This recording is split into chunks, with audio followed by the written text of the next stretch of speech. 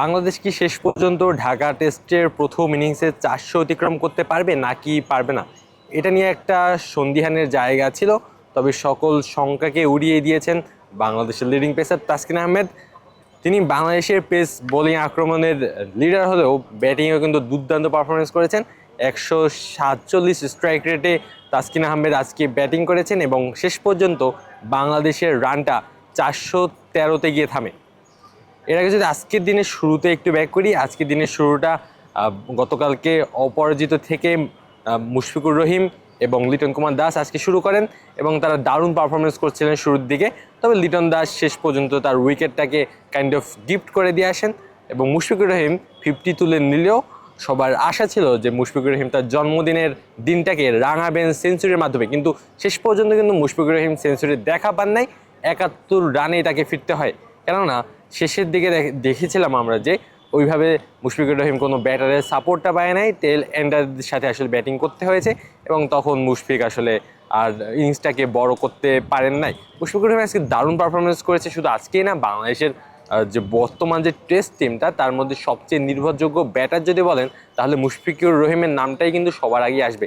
এর আগে আয়ারল্যান্ডের বিপক্ষে গত নভেম্বরে তিনি 53 রানে অপরাজিত ছিলেন প্রথম ইনিংসে এবং দ্বিতীয় ইনিংসে তিনি করেছেন 106 রান, যেটা কিনা তার ক্যারিয়ারের 100তম টেস্ট ছিল এবং আজকের ম্যাচে ছিল 101তম। আজকে লিটন কুমার দাস 33 রান করে ফিরে যান এবং সেই লিটন কুমার দাস কিন্তু এই আজকের ইনিংসের মধ্য দিয়ে টেস্ট চ্যাম্পিয়নশিপের যে টুর্নামেন্টে শুরু হয়েছে 2019 সালে, সেই টুর্নামেন্টের ইতিহাসে বাংলাদেশের ইতিহাসের সর্বোচ্চ রান সংগ্রাহক হয়ে যান আজকে এবং তিনি কিন্তু অনেক আগে থেকে হয়েছিলেন, তবে আজকে 2000 রান আসলে অতিক্রম করেন।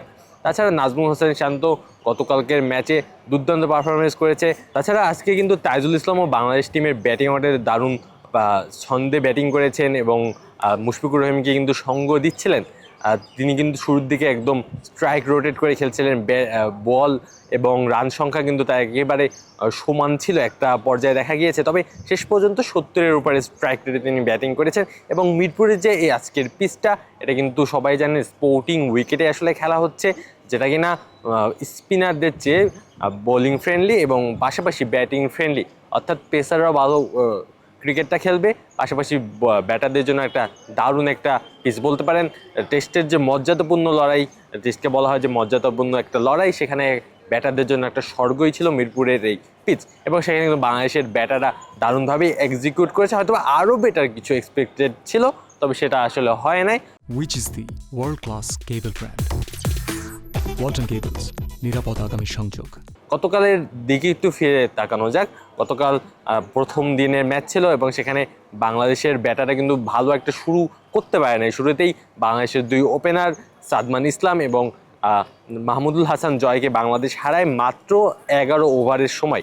তখন বাংলাদেশের দলীয় রান ছিল মাত্র 31 এবং সেই মুহূর্তে যখন বাংলাদেশ তাদের অত্যন্ত গুরুত্বপূর্ণ দুটো উইকেট হারায়, তখন কিন্তু খানিকটা বিপাকেই পড়ে যায়।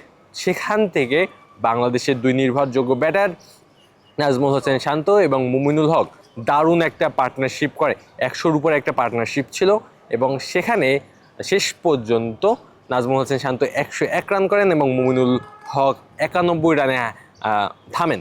এবং এই যে 91 রানের ইনিংস, হয়তো অনেকের এক্সপেকটেশন ছিল তিনি হয়তো বা সেঞ্চুরিটা করবেন, কিন্তু সে একদম ম্যাচের দিনের শেষের দিকে গিয়ে মুমিনুল হক শেষ পর্যন্ত তার ইনিংসটাকে সেঞ্চুরিতে কনভার্ট করতে পারেন নাই। এটা নিয়ে হয়তো একটু আক্ষেপের জায়গাটা থাকবে, তবে বাংলাদেশের এই সাবেক অধিনায়ক দারুণ ব্যাটিং করেছেন বর্তমান অধিনায়কের সঙ্গে এবং নাজমুল হোসেন শান্তর প্রশংসা করতেই হয়। নর্মালি দেখা যায় যখন বাংলাদেশের অনেক সময় শোনা গিয়েছে, অনেক সময় অনেক ক্রিকেটার বলেছেন যে তারা যখন ক্যাপ্টেন্সির ভারটা কাঁধে নেন ক্রিকেটার থেকে কোচেস কিংবা ম্যানেজমেন্ট, অনেকে বলছে ক্যাপ্টেন হিসেবে যখন তারা পারফর্ম করে খুব একটা পারফর্ম করতে পারে না, তবে ক্যাপ্টেন্সির প্রেশারটা যখন না থাকে তখন তারা ভালো করেন। কিন্তু নাজমুল হোসেন শান্তর ক্ষেত্রে জিনিসটা ব্যতিক্রম। তিনি যখন অধিনায়কত্বের দায়িত্বটা নেন তখন কিন্তু তিনি দুর্দান্ত পারফরমেন্স করে থাকেন। এর আগে যখন দেখবেন যখনই তাকে নিয়ে সমালোচনা হয় তখনই কিন্তু সে পারফরমেন্স করে দেয়। এর আগে এই যে কিছুদিন আগে বাংলাদেশ নিউজিল্যান্ডের এগেনস্টে টি-20 সিরিজটা খেললো এবং ওয়ানডে সিরিজটা খেললো, টি-20 স্কোয়াডে শান্ত নাই, তবে এই যে ওয়ানডে সিরিজে তখনও কিন্তু তাকে নিয়ে একটু আলোচনা হচ্ছিল, সমালোচনা হচ্ছিল, শান্ত রান করতে পারছেন না। তারপর কিন্তু দ্বিতীয় ম্যাচে 50 এবং তৃতীয় ম্যাচে কিন্তু তিনি সেঞ্চুরি দেখা পান। এবং আজকের এই যে ঢাকা টেস্টের প্রথম দিনে তার এই দুর্দান্ত যে সেঞ্চুরিটা, এটা বাংলাদেশকে কিন্তু একটা ভিত গড়ে দেয় এবং এই বাংলাদেশের ব্যাটারদের আসলে একটা সলিড ব্যাটিং করেছেন। শুরুতে একটা ভঙ্গুর শুরু হলেও শেষ পর্যন্ত মিডল অর্ডারে কিন্তু খুঁটিটা ধরেন। তবে আজকের ম্যাচে, আজকের দিনে আপনি যদি মেহেদী হাসান মিরাজের কথা বলেন, মেহেদী হাসান মিরাজকে আরও একটু দায়িত্বশীল আচরণ করা যেতেই পারত, তবে তিনি গালিতে তার উইকেটটা গিফট করে আসেন। আর এদিকে পাকিস্তানের পেসাররা খুব একটা আহামরি পারফরমেন্স করতে পারেন নাই, শুধুমাত্র মোহাম্মদ আব্বাস ছাড়া। মোহাম্মদ আব্বাস দারুণ পারফরমেন্স করেছেন, 5 তুলে নিয়েছেন। তবে শাহিন আফ্রিদি কিংবা হাসান আলী তাদেরকে কিন্তু দেখে শুনেই বাংলাদেশের ব্যাটাররা খেলতে পেরেছে। এই মুহূর্তে পাকিস্তান তাদের প্রথম ইনিংসটা কিন্তু শুরু করে দিয়েছে এবং তাদের লক্ষ্য থাকবে বাংলাদেশের উপরে বেশি রান সংগ্রহ করা। তবে সময় যত এগোবে রান করাটা কিন্তু অনেকটাই ডিফিকাল্ট হয়ে যাবে বলেই মনে হচ্ছে। এখন দেখা যাক পাকিস্তান শেষ পর্যন্ত কত রানে থামে। মিরপুর শের বাংলা জাতীয় ক্রিকেট স্টেডিয়াম থেকে আলবাস তালুকদার, অন ফিল্ড।